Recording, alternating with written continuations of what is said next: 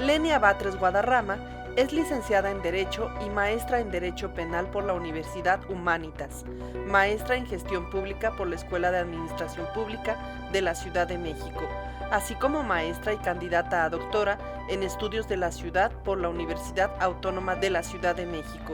Recibió el Premio Mexicano de Sociología 2017-2018 y ha dictado cátedra en materia de Teoría de Derecho, Derecho Administrativo y Derecho Constitucional. Es autora de numerosos textos académicos, incluyendo los libros Dos propuestas para la libertad de expresión, Publicidad del Estado, Derecho de réplica e Historia jurídica del Distrito Federal. Cuenta con una larga trayectoria como directora jurídica en diversas dependencias del Gobierno de la Ciudad de México. Fue diputada federal en la 57 legislatura del Congreso de la Unión y fungió como consejera adjunta en Legislación y Estudios Normativos de la Consejería Jurídica del Ejecutivo Federal. El pasado 14 de diciembre de 2023 fue designada y tomó protesta como ministra de la Suprema Corte de Justicia de la Nación por un periodo de 15 años hasta el año 2038. Pues aquí estamos con la ministra Lenia Batres Guadarrama. Bienvenida, queridísima Lenia, estimadísima ministra. Muchas gracias y mucho gusto estar acá contigo. Al contrario, como vimos en tu biografía, eres Puma de la Prepa 6, ¿verdad? Así es, claro, orgullosamente. ¿Recuerdas tus tiempos en la Prepa 6? Sí, por supuesto, sí. En los 80s a mí me tocaron, yo entré en el 84 a la Prepa 6 y por lo tanto mi número de cuenta es ese a partir de 84. Mira. Y sí, pues fueron tiempos maravillosos. ¿Recuerdas algún maestro, alguna maestra que te marcó en particular? ¿Estudiaste el área 3, que de sociales, o no sé cómo estaba? Sí, claro. Era, si mal no recuerdo, era 6, porque había 7 áreas. Okay. Si mal no recuerdo, era 6 en la que se estudiaba para trabajo social y derecho. Y sí, estudié. Pues tuve uno de los profesores que recuerdo es a Froilán López Narváez, no me digas, que daba clase de sociología. ¿En la prepa? En la Prepa 6, claro, y dio mucho tiempo. Pero no tuve profesores tan conocidos. En realidad, a diferencia de los SHs, las prepas siempre tuvieron una generación mayor de profesores, sí. Y en la Prepa 6 era notorio en algunos casos. Sí, teníamos profesores muy sabios, muy dedicados, pero sí mayores, y no recuerdo muchos nombres. Pero te dio una formación muy integral, me imagino, ¿sí? Sí, por supuesto. Bueno, la UNAM sí, es maravillosa en eso. ¿Y hubo ya movimiento estudiantil? ¿En qué año estabas ahí? Yo estaba, empieza el movimiento estudiantil en el 86. ¿Sí? Yo estaba en la prepa, exactamente. Nos toca organizar muchas reuniones, asambleas, elecciones. Llegamos a ganar algunas elecciones como movimiento estudiantil en lo que entonces era el CEU, Consejo Estudiantil Universitario. Y por supuesto fueron años del 86 al 90 que duró el movimiento. En el 90 se organiza el Congreso Universitario, pero esos 4 años fueron de una muy intensa actividad académica estudiantil de la UNAM, en la que nos formamos mucha gente y conocimos de alguna forma también las primeras formas de organización política estudiantil, pero era muy interesante para los que éramos muy jóvenes, convivir además con muchas figuras de la UNAM muy interesadas a su vez en propiciar el debate interno. Sí, un orgullo para nosotros en la UNAM que hayas llegado a ser ministra, otros egresados de la UNAM, pero tu caso es especial porque desde muy joven y con tu perfil implica un cambio en la Suprema Corte. Cuéntanos más de tu trayectoria. ¿Por qué elegiste estudiar Derecho en la licenciatura? Bueno, yo había participado justamente un poco antes del movimiento estudiantil, había participado en las movilizaciones de apoyo a las personas damnificadas del sismo del 85. De hecho, muchos de los que después nos incorporamos ya como estudiantes al movimiento estudiantil, habíamos apoyado a los vecinos, a los inquilinos, a las personas damnificadas. En el caso del 85, pues fue muy importante, yo creo que para todas las generaciones de aquel momento, porque la ciudad vivía una especie de pasmo en términos de participación en general, no se diga participación social. Y cuando sucede el terremoto, pues convulsiona parte de lo que se dice, pues la conciencia ciudadana misma de la ciudad. Entonces nos incorporamos muchos jóvenes, así como después hace algunos años en los otros sismos de 2017, claro. Pues en aquel momento no había ninguna infraestructura de protección civil, no se pensaba que era un problema o que pudiera suceder un terremoto de esa magnitud, y entonces a quienes nos toca, pues nos convulsiona el resultado. Fue un evento sorpresivo, y que deja una altísima devastación en la ciudad. Mucha gente, pues tuvimos amigos, vecinos, familiares que fallecieron en ese terremoto. Y yo creo que a muchos nos tocó ir a quitar piedras, quitamos piedras de muchos edificios en los que urgía saber si la gente estaba viva, si había personas que se habían quedado atrapadas. De hecho, en los siguientes días la noticia común era justamente esa, si todavía se estaban levantando piedras de tal o cual inmueble y había personas. Entonces hubo muchas personas recuperadas de esa actividad que fue una gran actividad cívica. O sea, fuimos los vecinos de esta ciudad los que de hecho fuimos a rescatar a cientos o a miles de personas atrapadas. Y eso fue muy importante y generó pues desde ahí una gran movilización social, organizativa. Claro. En mi caso, yo quedé muy impactada del tema de las costureras en San Antonio Abad, y a partir de ahí, justamente por estar en ese lugar, por estar tratando de ayudar en San Antonio Abad, a su vez conocí a vecinos de la Colonia Doctores y a grupos que se empezaban a organizar en la Colonia Doctores, muy cerca de ahí del Metro San Antonio, y empecé a colaborar con ellos y empecé a organizar junto con, pues sobre todo damnificados e inquilinos, una organización que se llamó la Unión de Vecinos de la Colonia Doctores, y trabajé mucho ahí, y esas dos experiencias, la inquilinaria de los vecinos damnificados, como la experiencia de las costureras, donde no participé finalmente, pero acompañé mucho el rescate de las costureras que lograron salir o lograron todavía rescatarse, bueno, y muchas que quedaron atrapadas allí, y por supuesto que como a toda esa generación me conmocionó, y ahí fue donde decidí ser abogada. Pensé que era indispensable en términos de que la gente conociera sus derechos, que se pudieran defender esos derechos, y en términos además de avanzar hacia mayor justicia para las personas más pobres, porque eso sí vi con una nitidez cristalina. Las personas pobres son las que se mueren más fácilmente en circunstancias como estas, no tienen quien los defienda, quienes se quedan no se quedan con nada.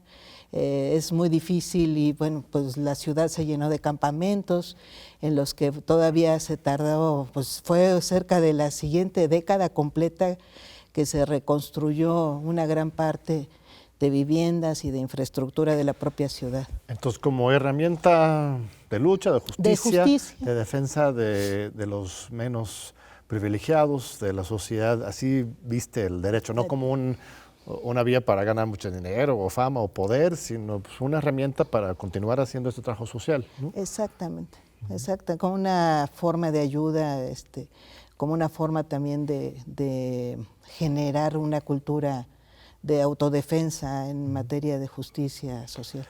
Pues es una de las grandes tradiciones del derecho en México, ¿no? Don Ponciano de Arriaga, toda la tradición de defensa de los derechos humanos, sociales.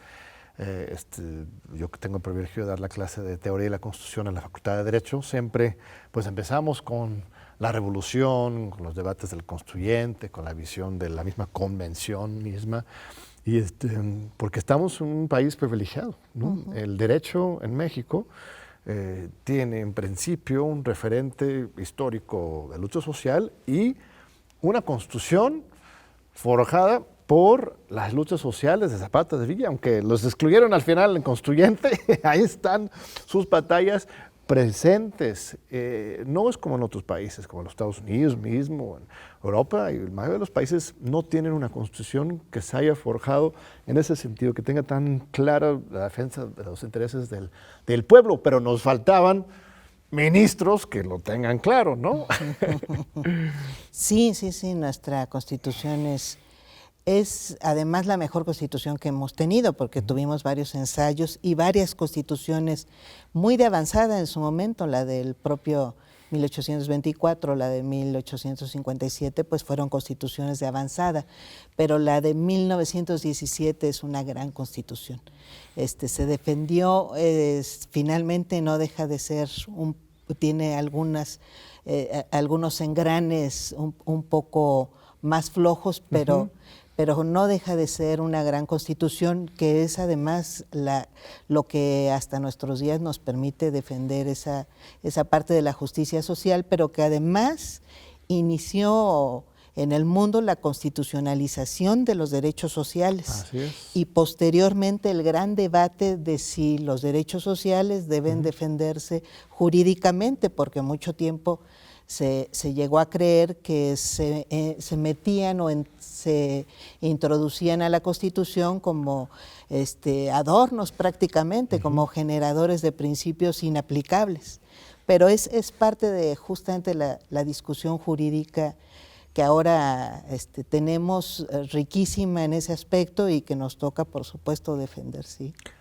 Sí, el derecho al trabajo, a la tierra, a la salud, a la educación, y se ha actualizado, ¿no? El artículo 6 ahora el derecho al agua, ¿no? A la cultura, a la información, A la que vivienda, están ahí.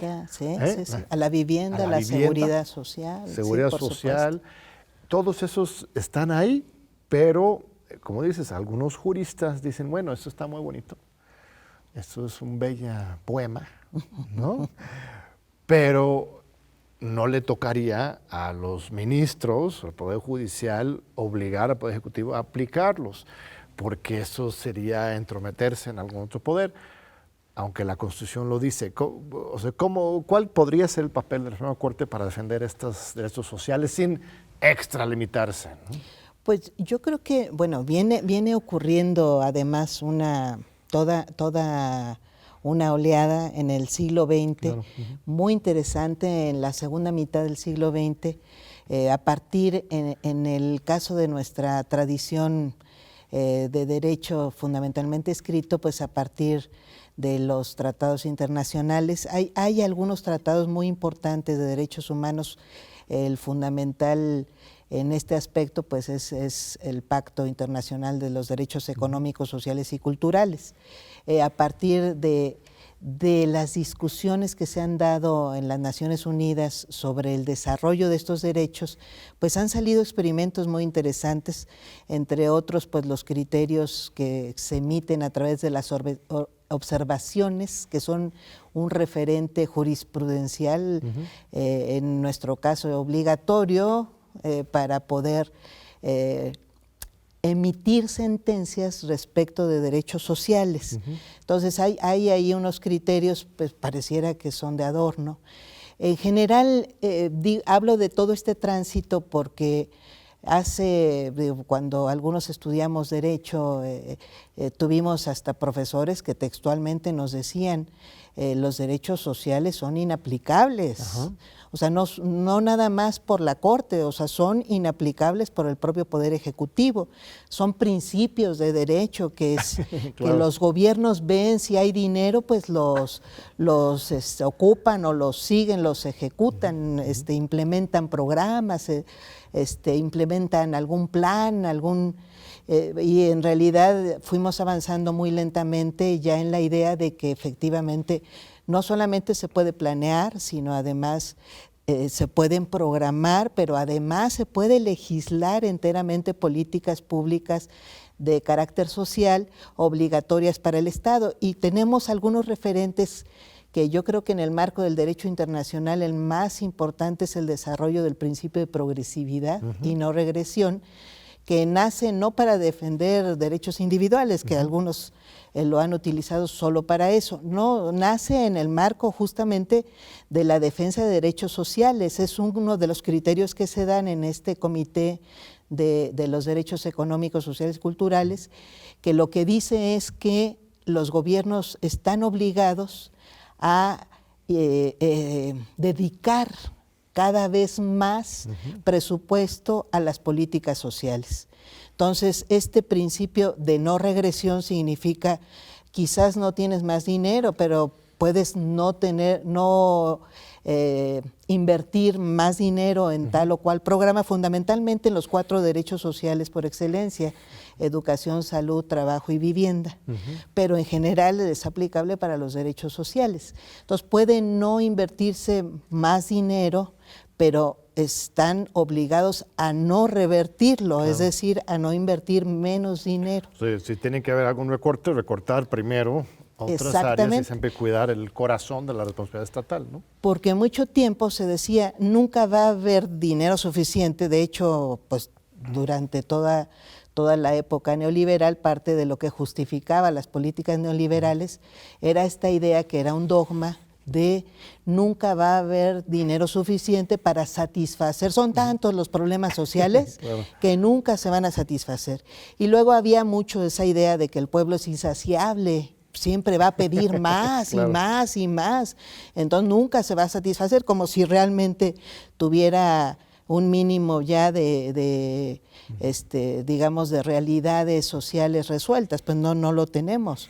Y todavía hay los insaciables son otros, ¿no? Carencias. Que compran sus yates y sus aviones. Sí, ¿no? claro. Lo básico es lo necesario, ¿no? Y ya en los últimos años a lo que ya hemos logrado avanzar es en la idea de que no solamente los derechos sociales son ejecutables, quizá progresivamente cuando los estados nacionales no tienen suficiente dinero para implementar al mismo tiempo y garantizar al mismo tiempo todos los derechos sociales, estos básicamente, sino que además logramos avanzar en esta otra posibilidad de hacerlos justiciables. Claro. Es decir, que además la gente pueda reclamarlos en juicio y pueda obtener sentencias individuales o colectivas favorables para la satisfacción de su derecho a la educación, a la salud, a la vivienda, al trabajo, a la seguridad social, etcétera, etcétera. Sí, o sea, si el gobierno no está haciendo su papel de garantizar este piso mínimo, garantizar por la Constitución, la Corte pues tendría que intervenir. Y hay casos, pero hace falta mucho más liderazgo e iniciativa. Hasta ¿no? ahorita te estoy hablando teóricamente. En términos estrictos, la Suprema Corte Mexicana no ha ingresado todavía a esa etapa porque no tenemos jurisprudencia, criterios, sentencias que vayan más allá y que, por ejemplo, utilicen este principio de progresividad para garantizar los derechos sociales. Lo suelen utilizar para derechos individuales, lo cual es muy curioso. Entonces se dice que si ya hay un piso mínimo del derecho a la libertad de expresión para tal persona, no se le puede limitar en ningún aspecto. Está bien, pero en realidad la idea de progresividad tiene que ver con ejecución de recursos para garantizar en un ámbito cada vez mayor de cobertura de la población, de las personas en su conjunto, de estos derechos colectivos. Y como dices, tenemos la fortuna de tener una Constitución que protege estos derechos, ¿no? Por ejemplo, en los Estados Unidos los puristas, originalistas, ¿no? Estos son los conservadores, porque el texto mismo de la Constitución de los Estados Unidos se dedica específicamente a lo individual, a la propiedad privada, pero aquí tenemos otra Constitución. Una lectura estricta, literal de la Constitución nos obliga a defender esos principios y además hay una ola internacional, tú mismo lo decías, Sudáfrica, la India, Colombia, los tribunales constitucionales de más de avanzado en el mundo hoy están dando unos pasos gigantados y no podemos quedarnos atrás en México. Así es, así es, así es. Sí, se puede y se debe avanzar muchísimo en garantizarlos, claro. Excelentísimo. Vamos a ir ahora a un breve corte y regresamos para continuar en este Fascinante diálogo con la nueva flamante ministra de la Suprema Corte de Justicia de la Nación, la maestra Lenya Batres. No se vayan. Pues aquí seguimos hablando con la maestra Lenya Batres, la ministra del pueblo. Así te pusiste el saco en tu discurso magistral de toma de posición bueno, ya habías rendido protesta en el Senado, pero ya la toma formal en la Suprema Corte de Justicia. Tuve el privilegio de estar ahí escuchándote de viva voz. Muy emocionante ese momento.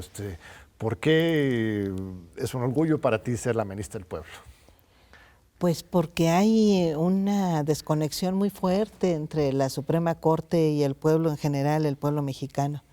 Entonces, sí era, cuando me dicen a mí, eres la ministra del pueblo, me lo dicen amigos, gente conocida, y me encantó, y por eso es que lo subí a redes, y pues si se vuelve una forma de identificarme, sí me da mucho gusto, por supuesto, porque creo que se suele pensar que los ministros no tienen por qué tener nada que ver con el pueblo, o la Suprema Corte. En general los jueces, pero más pronunciadamente la Suprema Corte. Entonces yo digo que como Tribunal Constitucional, pues estamos obligados, si defendemos la Constitución, pues defendemos al pueblo, pues ¿qué otro referente tendríamos? ¿A quién más deberíamos responderle si no a nuestro país, que está simbolizado en nuestro pueblo mexicano? Por un lado, y por otro, hay una aristocracia ahí muy pronunciada en la Suprema Corte, en el Poder Judicial en general y en la Suprema Corte en particular. Entonces, sí hay que recordarles que habemos pueblo. ¿Y cómo se manifiesta esa aristocracia en la Suprema Corte, en el Poder Judicial? ¿Qué es lo que has visto, encontrado, percibido? Bueno, para empezar, el origen de los propios ministros, pero no solo de los ministros, gran parte de quienes laboran en el Poder Judicial tienen un origen pronunciadamente privilegiado, digamos. Vienen de universidades privadas y reproducen algunas circunstancias que les han tocado vivir, como suele pasarnos a todos. Tenemos y reproducimos de acuerdo con las experiencias e incluso pues ideologías que tiene cada quien, concepciones del mundo y nuestro contexto. Entonces, cuando se tienen orígenes muy aristocráticos, se suele pensar que lo demás no existe, o que si existe, pues existe sin necesidad de que nos detengamos a verlo, ¿no? El privilegio suele reproducirse y suele defenderse y suele protegerse y suele tratar de conservarse. Ese es un tema fuerte en términos de la creación y el mantenimiento de aristocracias. Entonces, cuando un juez no tiene contacto con otras realidades, ni siquiera las conoce, pues ¿cómo va a tener un concepto de justicia quien no conoce la pobreza en un país que tiene todavía un enorme rezago en esos términos, que no tiene resueltas las condiciones económicas de una parte importante de la población? Pues yo creo que tiene que tocar la justicia esa parte para poder ser justa. Y no solamente es tu teoría y tu discurso, sino tus acciones. Desde el primer momento decidiste devolver la parte excedente de tu salario de acuerdo con los límites constitucionales. O sea, estás tomando en serio la disposición constitucional que dice que nadie puede ganar más que el presidente de la República. ¿Eres la única ministra que lo ha hecho hasta ahora? ¿Sí? Sí. ¿Y cuál ha sido la reacción ahí adentro? Pues lo mismo, ¿no? Proteger sus privilegios, justificar esos salarios. No se habla de ese tema. Es un tema vedado. Pareciera que no existe. Bueno, tampoco los he obligado a hablar de eso, pero cada vez que se está cerca de abordar, cambian de tema. No, pues creo que era muy importante que alguien cumpliera esa disposición, para empezar, porque no solamente es el caso de los ministros, es también magistrados, jueces, y altos funcionarios de todo el Poder Judicial, que está conformado por 55,000 personas a nivel federal. Entonces hay un incumplimiento que se cree que se puede autorizar el Poder Judicial, y a mí eso me parece, desde fuera me parecía grave, adentro me parece muy grave. El poder que es el poder garante de la Constitución y de las leyes, pues no puede darse permiso de violentarlas o de violarlas o de infringirlas, menos aún en favor propio. Entonces, por eso creo que ese es un punto importante, pero además también era importante cumplirlo porque pues no se tiene autoridad moral cuando uno se suma, uno es consciente de ese tipo de violaciones y se suma a ellas. Entonces, por eso pues sí quise destacar que existe esa norma y que estamos obligados a cumplirla como ya la cumplió el Poder Ejecutivo, el Poder Legislativo, y nada más falta el Poder Judicial, que es el más obligado pues, para cumplirla. Entonces creo que puede ayudar a generar esa conciencia. Y no solamente todo tu equipo, ¿no? Toda la ponencia. Toda la ponencia, sí, que también estuvo ahí. Qué barbaridad, estuvieron sacando notas de que desbandada y que la ministra violenta los derechos laborales de los trabajadores, no, de ninguna manera. Yo sí les pedí a quienes ocuparan los cargos, particularmente de secretario de Estudio y Cuenta, que se sumaran a este compromiso, porque en ese cargo también tienen un ingreso mayor que el del presidente de la República. Entonces les pedí que renunciaran a un bono que se les da cada 3 meses, y es lo que hace que suba a un monto mayor que el del presidente. Afortunadamente me han dicho todos que sí, de manera inmediata. Y por supuesto eso me da mucho gusto, porque quiere decir que es un equipo que resiste y que tiene también una convicción de legalidad, de constitucionalidad y de probidad, que eso también es muy importante. Otra propuesta que has puesto sobre la mesa en términos de la gestión interna de la Suprema Corte es transparentar las reuniones previas al Pleno, porque tenemos una cosa espectacular, maravillosa en la televisión de la Suprema Corte, y la transparencia de las discusiones del Pleno. Eso no existe en todas partes del mundo, ¿eh? La mayoría de las Supremas Cortes deliberan en secreto, en todo caso dan a conocer sus audios, pero una televisión en vivo es una cosa maravillosa. Pero los ministros han encontrado la forma para como convertirlo en una especie de teatro, ¿no? Acuerdan antes y luego ya a la hora de la plenaria simplemente ponen sus puntos de vista. Entonces no estás realmente atestiguando el debate de fondo. Entonces tú estás sugiriendo que incluso las previas también sean transparentes, ¿no? Es que las previas del Pleno de la Suprema Corte son muy breves, son más administrativas, pero el Pleno ve muy pocos asuntos. De hecho, 4 días de la semana se sesionan, y de los 4, 3 son sesiones de Pleno en los que se ven máximo 3 asuntos. Claro. Esas son las sesiones televisadas. Pero el grueso de los asuntos se ven en las salas. Claro. La Suprema Corte se divide en 2 salas, una que ve los temas civiles y penales, que es la primera sala, y la segunda sala en la que estoy, que ve los temas de derecho administrativo, fiscal y laboral. El tema es que nosotros sesionamos un día a la semana, justamente los miércoles, y los miércoles se ven hasta 70 temas. Se trabajan mucho y se llega a hacer una discusión en realidad bastante rápida, pero se discute ahí. Y en el caso de las salas, esas son las previas, donde se da... Eso no se transmite, hay una minuta, supongo, ¿no? El debate es absolutamente privado, es absolutamente cerrado.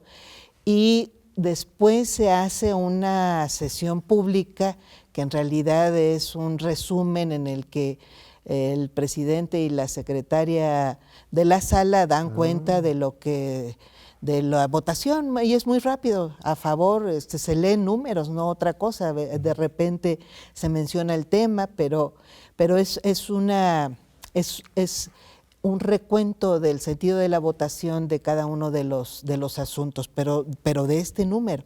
Entonces es muy interesante porque se dan discusiones muy ricas de carácter, bueno, en nuestro caso de carácter administrativo, sobre los actos de gobierno, pero también fiscal, y se llegan a ver temas fuertes de, por ejemplo, siempre es sobre quien reclama no pagar. Claro. Entonces, con motivos diversos, a veces de forma justificada, a veces con alegatos más bien evasivos de la propia normatividad, pero se dan unos debates muy interesantes y hay un conjunto de temas y de criterios que se construyen en las salas. Y se van viendo los intereses de cada quien, por ejemplo, son, ¿no? De una altísima trascendencia. Esos debates son los que pedimos que fueran públicos y porque la Constitución misma obliga, el propio artículo 94 que concentra las facultades del Poder Judicial Federal, pero particularmente de la Suprema Corte, señala que los debates del Pleno y de las salas de la Suprema Corte de Justicia de la Nación serán públicos. Y ellos lo cumplen con esta lectura de cuenta al final. Exactamente.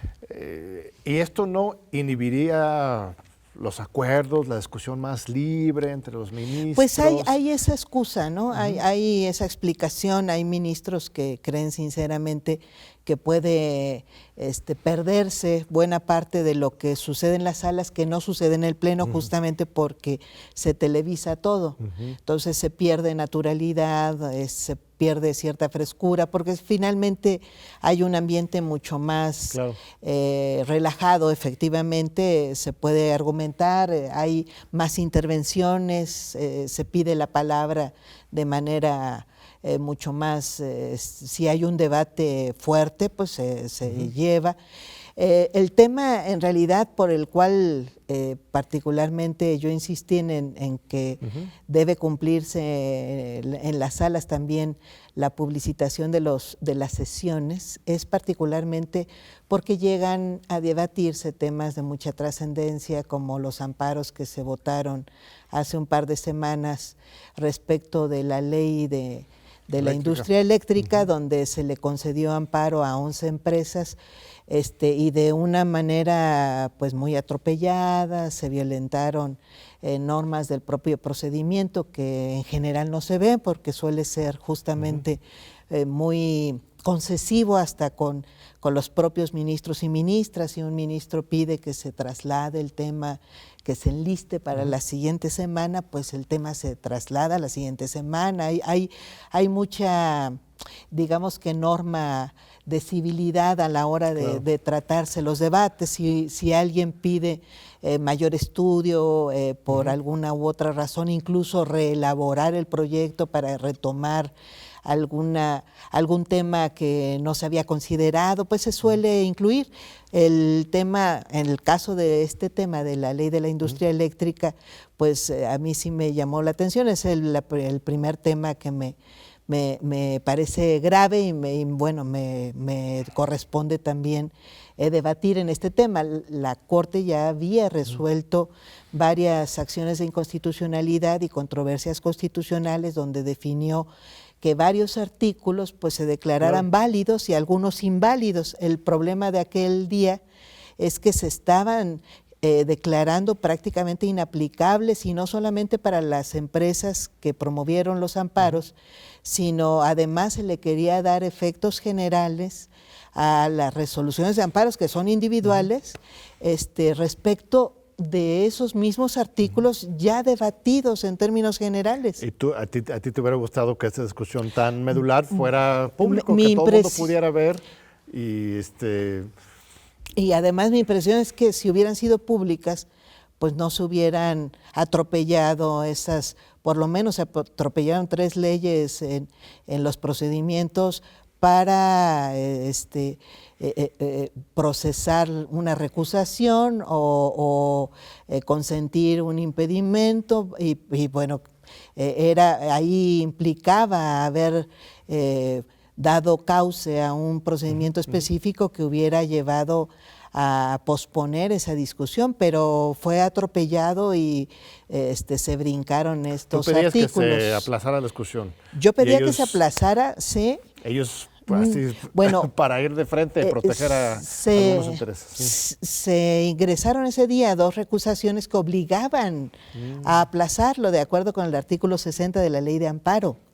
Y no se aplazaron, o sea, se tenía que abrir un procedimiento en el que se citara a la Secretaría de Energía y al ministro al que se estaba solicitando se recusara, se citara una audiencia y se debatiera o se determinara si había el conflicto de interés que se estaba acusando respecto de la participación de ese ministro. Oiga, estimada ministra, pero luego estos son los mismos ministros que critican al Poder Legislativo a la hora de que no cumplan con los procedimientos, ¿no? Por ejemplo, echaron atrás la reforma electoral el año pasado por estas cuestiones procedimentales. Entonces, de nuevo, habría que exigir a los mismos juzgadores, ministros, a que cumplan con sus propias exigencias, ¿no? Que pongan el ejemplo, ¿no?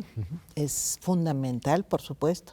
Entonces, justamente por eso es la transparencia, podría ser garante de este tipo de discusiones que se lleven conforme a la norma y que generen pues un debate en términos de certeza para quienes en este caso como jueces estamos participando, como efectivamente se le pide a los congresos a la hora de sus debates. Hay un caso reciente que estaba viendo ahí que la ONU felicitó, para ver el lado positivo también de la segunda sala, felicitó a la segunda sala por una resolución reciente en materia de derechos sociales. Tenemos un minutito antes del corte, pero cuéntame un poquito, luego regresamos. Es un caso, bueno, es de las cosas positivas que ha tenido la Corte. Aquí extendimos un criterio que ha sido favorable para las concubinas, que no están incluidas en el pago de pensiones cuando aparece más de una concubina. Entonces ya obligamos bueno, estamos declarando inaplicable un artículo de la ley del IMSS que justamente impedía, es más, decía textualmente que en caso de que aparecieran 2 concubinas, a ninguna se le iba a entregar pensión. Entonces lo declaramos inconstitucional y afortunadamente se aprobó por 4 de los 5 votos de los integrantes de la segunda sala y sí nos le dio gusto afortunadamente a Naciones Unidas y nos mandó una felicitación por que fue nuestro primer tema de proyecto de esta ponencia. Pues ahora sí que los hombres después de la muerte tienen que cumplir, bueno, desde el Estado a su nombre tienen que cumplir con sus responsabilidades, ¿no? Pues sí. Y las mujeres de toda la sociedad tienen sus derechos garantizados. Pero eso abre una brecha para muchos otros casos, supongo. Por supuesto. También. O sea, esa es una brecha para justamente ir cumpliendo con eso de los derechos sociales a lo largo de los siguientes 15 años, ¿no? Así es, así es. De hecho, esta beta de los derechos de en realidad es de las concubinas claro. Y los concubinarios. Lo que pasa es que es más constante la desprotección de las concubinas o que lo exijan las concubinas. Pero es una beta que afortunadamente ha avanzado muy bien en los últimos 20 años, ha ido protegiéndose cada vez más el reconocimiento de la familia con este tipo de modalidades y es fundamental. Excelente, pues muy bien, vamos a nuestro segundo corte. También aprovechamos para presumir una vez más esta extensión de la señal de TV UNAM, que ya llega a 22 millones de personas. Así que no pueden evitar ya la señal de TV UNAM, tienen que seguir con nosotros. Regresamos en unos minutitos para culminar esta fantástica entrevista con Lenia Batres Guadarrama, ministra de la Suprema Corte de Justicia de la Nación. Sintonizar la nueva frecuencia de TV UNAM es muy fácil. Sigue estos sencillos pasos para reprogramar tu televisión. Toma el control remoto de tu televisión. Presiona el botón Menú. Busca Ajustes o Configuración. También puedes hacerlo directamente desde la opción Antena o Cable. Selecciona Búsqueda automática de canales. asegúrate de que la opción digital está encendida. Espera a que cargue y ¡listo! Disfruta tus programas favoritos de TV UNAM por el 20.1 con mejor calidad y mayor cobertura. Si tienes alguna duda, pregúntanos a través de nuestras redes sociales. Aquí seguimos con la ministra Batres. Muchas gracias, estimadísima Lenia, estás aquí en tu casa, la UNAM. A ver, hubo cuestionamientos con respecto a tu nombramiento porque no fue la primera vez que el presidente tuvo que decidir. Al final, la terna frente a un impasse en el Senado, un veto abierto de la oposición a tu candidatura, ¿no? Y a los otros de la terna. Y algunos deducen inmediatamente, pues como el presidente tuvo que decidir al final, no vas a poder ejercer tu cargo de manera autónoma, ¿no? ¿Qué respondes a esos cuestionamientos? Es que es muy extraño porque le atribuyen y me quieren atribuir a mí algo que no quisieron hacer los legisladores por razones muy distintas a la calificación de cualquiera de las tres propuestas que fuimos en un primero y segundo bloque.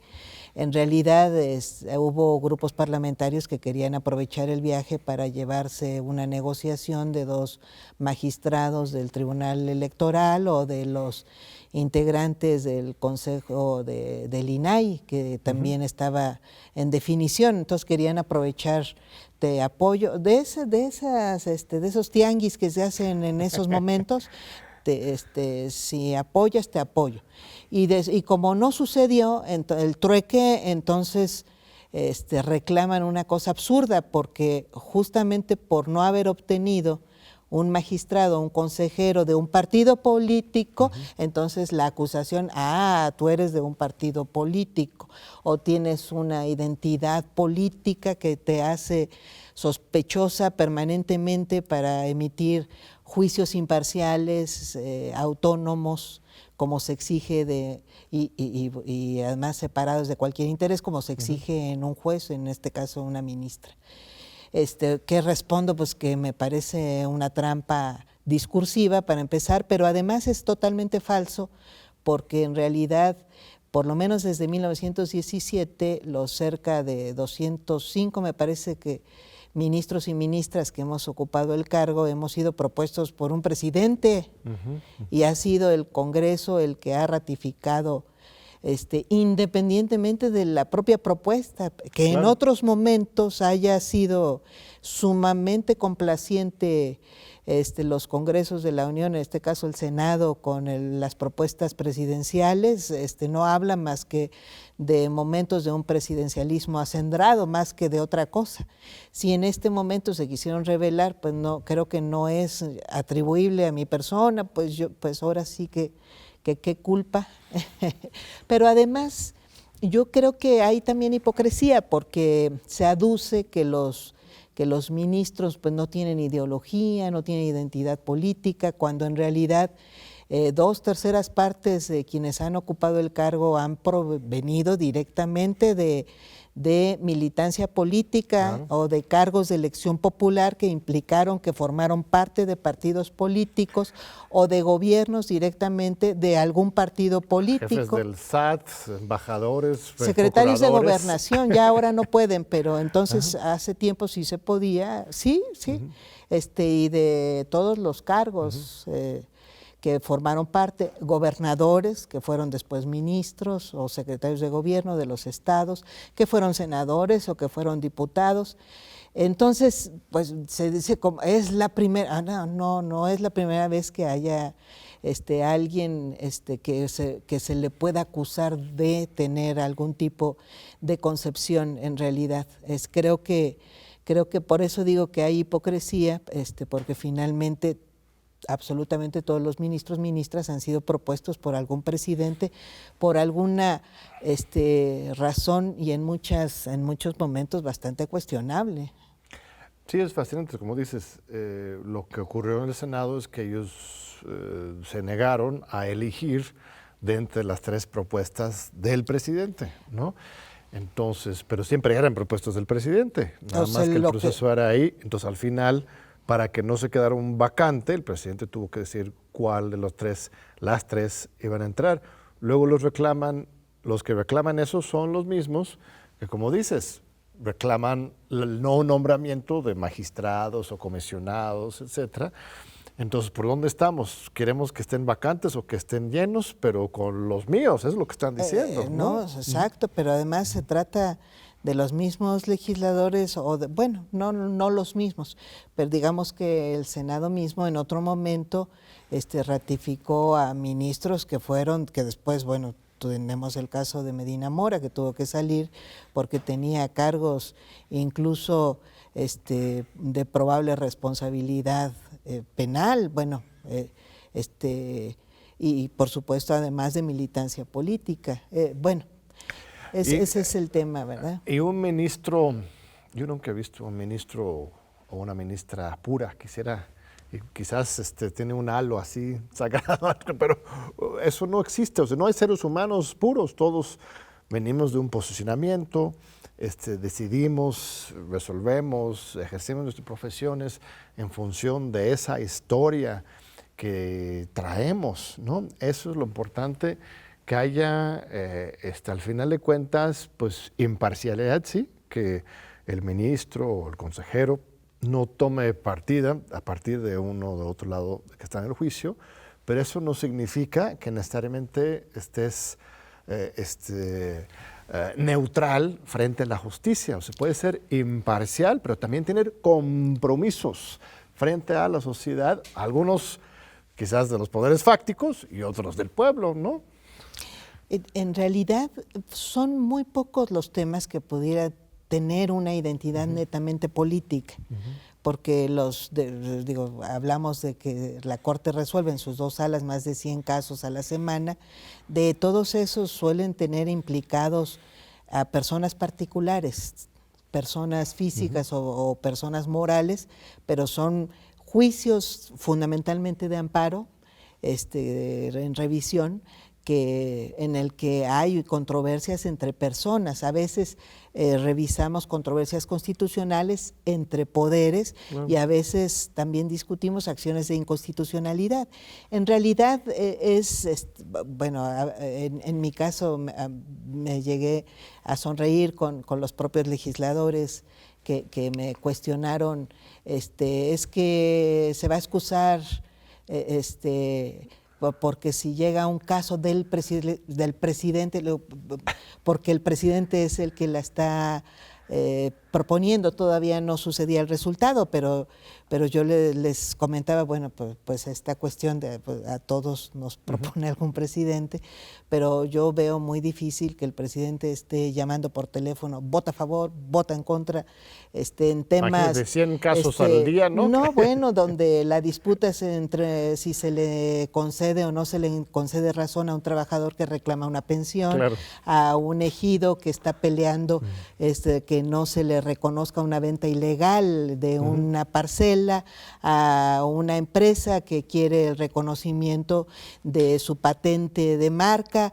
O sea, esos son los temas que se ven en los juzgados. Entonces, por supuesto que uno busca, y en mi caso no tengo la menor duda de que soy imparcial, y soy imparcial no porque tenga o no que ver con nadie, e incluso por concepciones ideológicas. Soy imparcial simplemente porque no tengo compromiso con ninguna de estas personas.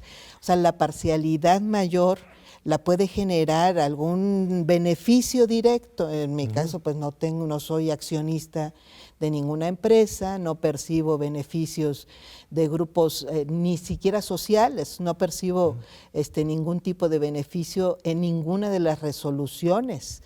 Y si llego a participar, por ejemplo, en temas en los que tenga que ver alguna concepción, yo asumo, como en los demás casos, que voy a definir conforme a esas concepciones, porque efectivamente las concepciones ideológicas juegan en una idea de justicia incluso. Sí.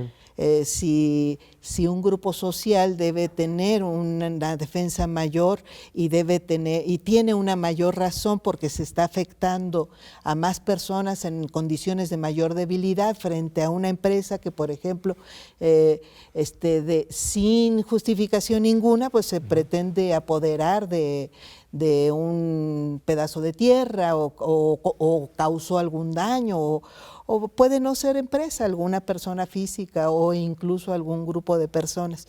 ¿A quién se le debe dar la razón? Pues juegan, por supuesto, claro, concepciones morales, ideológicas, y el contexto en el que uno mismo vive, por supuesto.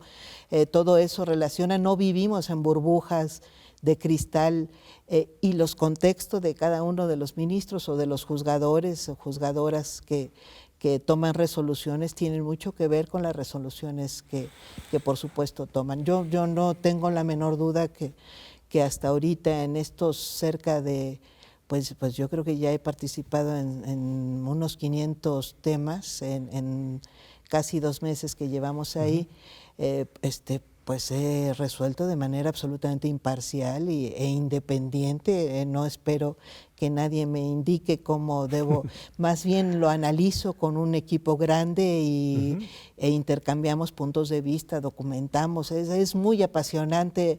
Esa parte, por ejemplo, no la imaginaba tan interesante. Es muy apasionante trabajar en los diferentes temas y ámbitos del derecho, porque justamente se juegan definiciones muy, muy interesantes, hasta intelectualmente hablando, claro, además de definiciones importantes que pueden tener trascendencia social. Sí, por supuesto. ¿Estás a favor o en contra de la elección popular de los ministros y las ministras? Creo que ayudaría mucho, ¿eh? ¿Sí? Sí, si me lo pones así, estoy a favor. Sí, creo que puede ayudar mucho porque puede generar esa conciencia que falta de que hay un pueblo y los servidores públicos en general nos debemos a ese pueblo. Por ahí me causó hasta curiosidad cuando le solicito a la ministra presidenta de la Suprema Corte que me inscriba al ISSSTE. Parecía que estaba yo bromeando. ¿Cómo, a poco vas a ir al ISSSTE? Me decía más de una persona. Y a mí me parece eso terriblemente humillante, porque parte del abandono que han vivido estas instituciones, el IMSS, el ISSSTE, tiene que ver justamente porque los grandes funcionarios se van y se atienden en otro lado.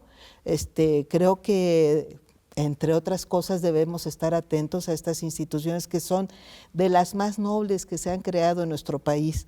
Y ha habido momentos estelares del IMSS y del ISSSTE para la atención médica de las personas. Entonces solicité mi inscripción y se me contestó: los ministros estamos considerados como equiparadamente con patrones. Y yo, ¿cómo con patrones? Pues si somos servidores públicos, los servidores somos empleados, no somos patrones.